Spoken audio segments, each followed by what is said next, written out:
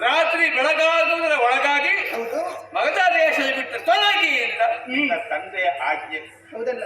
ರಾತ್ರಿ ಹಗಲ್ಮ ಬೇಟವಿಲ್ಲದೆ ಬಿದ್ದು ಎದ್ದು ಯಾವುದೋ ದೂರದ ಬಂದು ಸೇರಿದ್ದೇವೆ.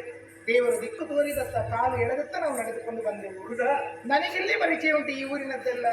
ನೀವಾದ್ರೂ ಇಲ್ಲಿ ತಿರುಗಾಡ್ತಾ ಇದ್ದವರೆಲ್ಲ. ಅದೆಲ್ಲ ನಾನು ಆಲೋಚನೆ ಮಾಡುವುದು. ಏನು ಕಲ್ಲಲು ಮುಳ್ಳುಗಳಲ್ಲಿ ನಡೆದು ನನಗೇನು ಅಭ್ಯಾಸ.